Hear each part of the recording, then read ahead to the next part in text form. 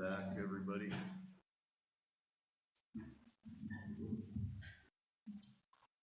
Well, yeah, we have 2 more weeks, and then basically it's the final. Just a couple of things about the final. There's a final, and it is final. Like, there's pretty much no class after that. You guys can have a nice life after you're done. It is about 1/4 of material from before the midterm exam, and about 3/4 of the material is from this part of the exam, this side of World War II, basically. So, I'm sorry, not World War II, that would be the 1920s, I guess, would be the dividing line between each of the parts of the class.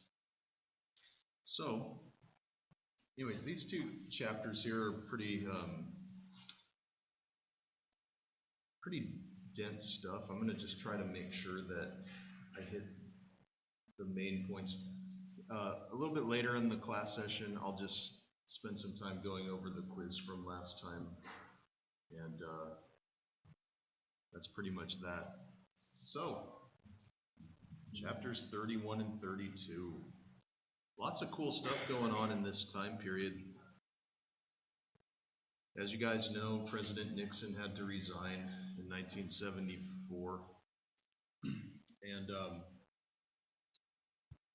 as he leaves, America's dealing with a couple of different problems in the 1970s. You got the Watergate scandal, and you've also got the defeat in Vietnam, right? So the early 70s is I'm going to say it's a dark time. I'm going to say it's really dark.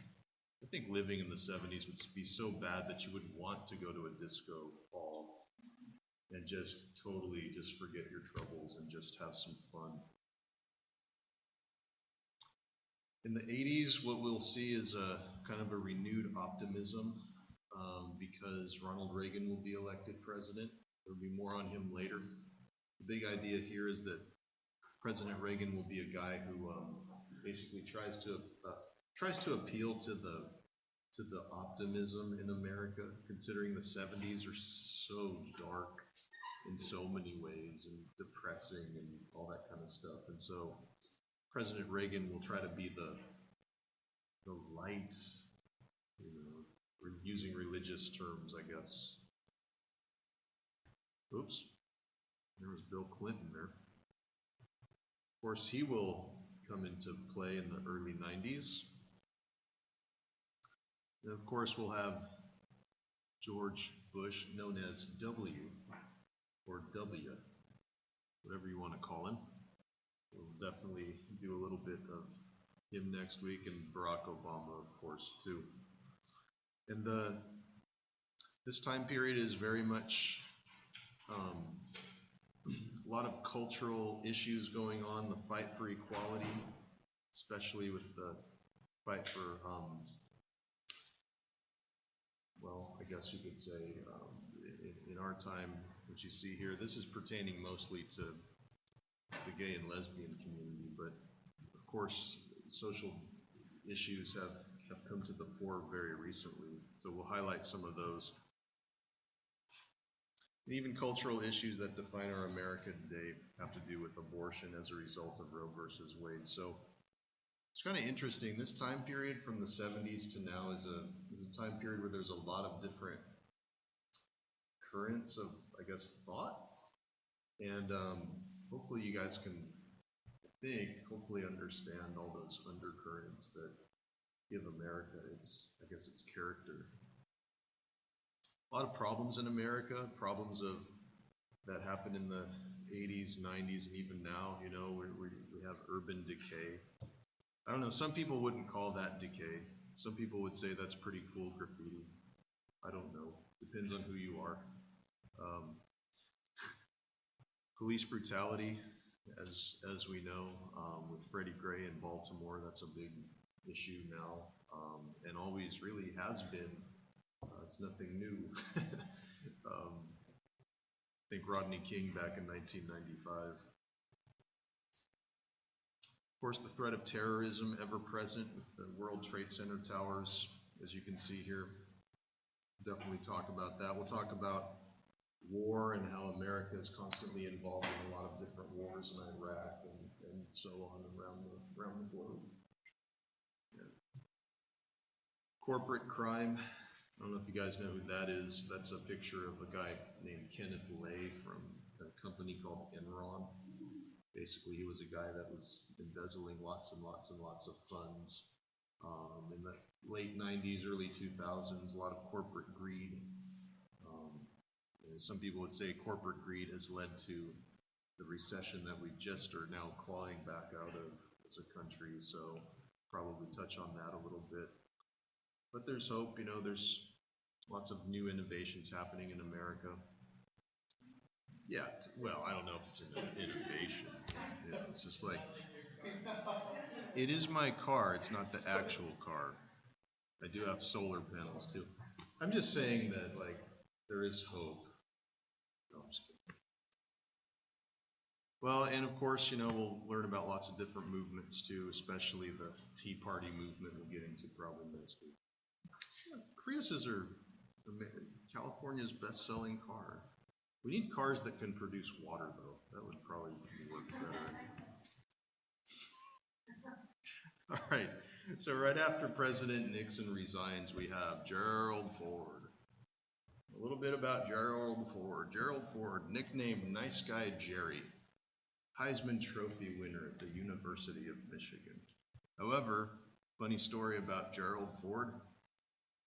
He was coming off of Air Force one time and he tripped.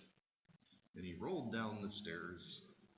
And he was made fun of incessantly by Saturday Night Live for doing that. So it's like a Heisman Trophy winner and you can't balance off of it. Anyways, Gerald Ford your textbook defines him as the Ford custodianship. And so I want to explain that a little bit. So after Nixon's done, you know how it is. The vice president inherits the throne, so to speak. And Gerald Ford was a guy that was the anti-Nixon. Nixon was, you either loved him or you hated him, right? Like, he polarized people.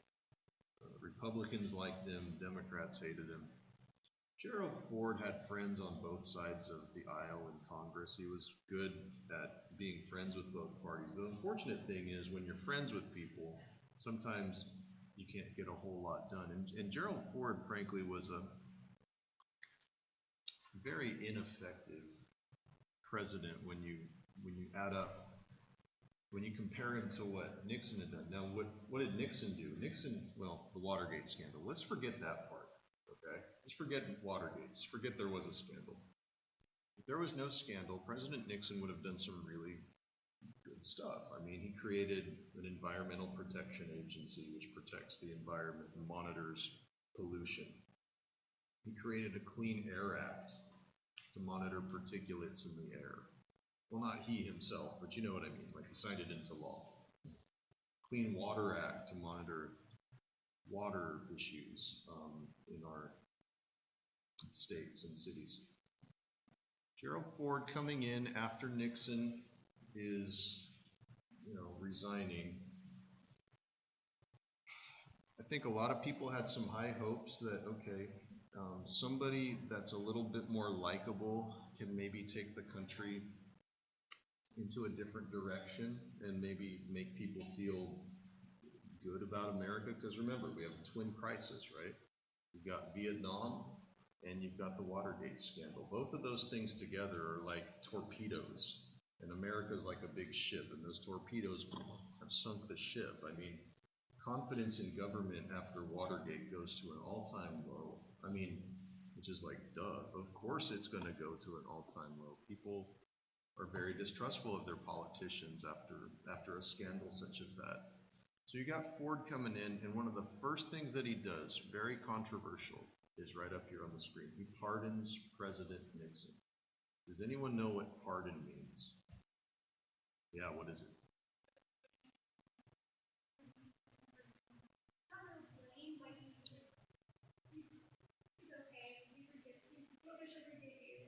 Exactly. I like what you said. Basically, it means that we officially forgive you, President Nixon, for any crimes you have done. Like, they're taking away all of the things that Nixon did. Well, not taking away the things that he did wrong, but pardoning means basically forgiving. Okay? So, this proved to be one of the worst things that Gerald Ford could do. Because once he did that, the public was not in a forgiving mood at all. And whatever approval ratings Gerald Ford had when he became president just tanked out.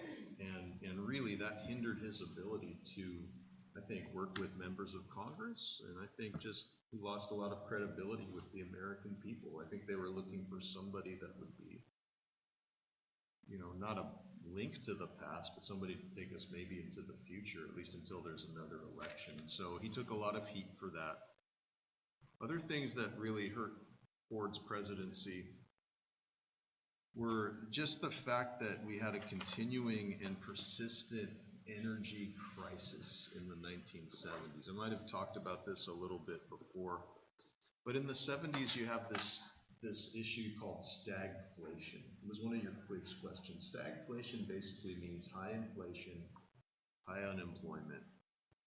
And in the United States in the 70s, you have an interesting dynamic going on here with OPEC, right? Does anyone remember what OPEC is from last time? Exactly. O means organization, doesn't mean oil, but Organization of Petroleum, which is oil, Organization of Petroleum Exporting Countries. And these are the countries mainly of the Middle East, as well as some other countries too throughout the world. And why is OPEC, to use an image, why are they shutting off the faucet, you know what I mean, of the oil flowing to the rest of the world, and especially to the United States? They're doing that, they're stopping the flow of oil to the United States in response to the United States' continued support of Israel in the Middle East. Israel is an ally. Arab nations, Muslim nations don't appreciate the fact that Israel is there. The United States continues to support them. As a result, OPEC squelches the supply. The prices go way up. They go up like 400%. If that happened today, you guys, our gas prices would be like I don't know. I mean, what gas prices are what, $3.50? So it's getting up, right? Multiply that today 4 times 400%. I mean, you're looking at $16 a gallon or something. I mean, can you imagine it? If there's any gasoline at all. And this is a huge issue. And what's it doing? It's causing not only a rise in oil prices, but there's a chain reaction effect. When you raise oil prices because of that, oil prices lead to an increase in gas prices, which leads to an increase in costs that are shifted down to the consumer, right? Because it costs fuel, the cost of fuel to basically send things out into markets is passed on to you.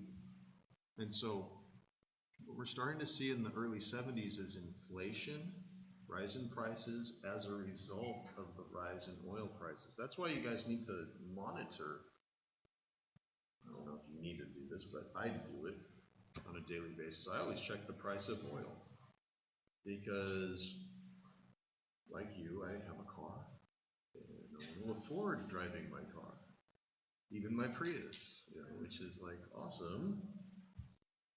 But it's like oil is something that is very political. And back in the 70s, it was even more political than it is now. I mean, the fact that other countries could have so much influence on what they're going to do. Gas and oil